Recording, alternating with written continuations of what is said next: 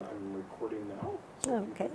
Julie Olson Edwards, JuliOlsenEdwards. I had to stop and think. Great. So Julie, tell us a little bit about how you think developing yourself as a leader should work in this field. I think leadership, good leadership, involves compassion and critical thinking and courage. And we're a profession that is filled with compassion. People do this work because they care so much. And it's what keeps us here year after year. It's what drives us, makes us good at what we're doing.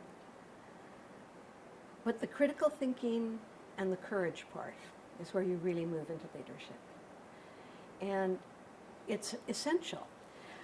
When people tell me they've come into the profession because they love working with children and they basically don't want to have to think about the big world. This seems like this protected place where you can just think about little kids who are so lovely and you love them, and you're not going to have to deal with grown-ups, and you're not going to have to deal with systems, and you're not going to have to think big. Basically, they're in the wrong profession. This is not the field for you if that's what you want. If you care about children, you have to care about their families. We're transitory. Maybe 2 years in a child's life, usually 1, but their family's forever. And the family does all they know how to do under the conditions they live in. And if we don't care about the families, we're not doing our job, because it won't really make the difference for children it needs to. And caring for families means you've got to care about the conditions under which families live, the conditions under which families parent.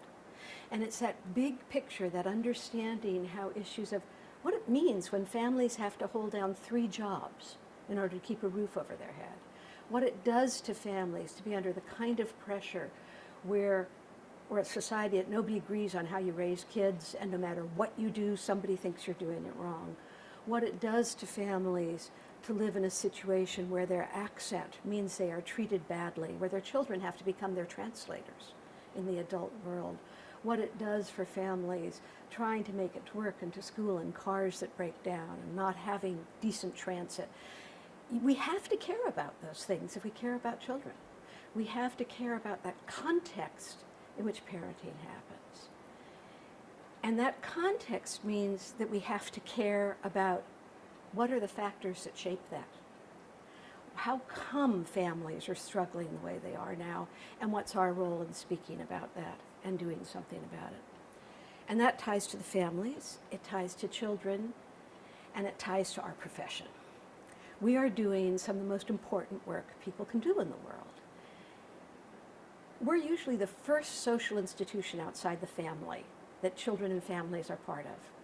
And we see kids every day, we often see families every day, and we represent the big world to families. What we do matters, and if our profession is not treated and given the support it needs, we can't do our job. And if we care about kids, we have to care about our profession. We have to know that turnover of staff is incredibly destructive to children. They just begin to trust, they just begin to know us, and we leave. Constant turnover. We have to know and think about what it means when ratios make no developmental sense. And how does that decision get made about what the ratio is going to be? We have to be really proud of the work we do and what we know, enough so to say that when there's not enough staff to check in with parents every day, to have that daily conversation, when there's not enough staff to be able to keep really decent records on kids, when there's not enough staff for home visit, when there's not enough staff to sit and talk to a despairing parent, we can't do our job. What we know is right. And those issues of the conditions under which we work, the wages we receive, the conditions we work, the ratios, we have got to understand, how does that get decided? Who decides it, and where is our voice in that decision?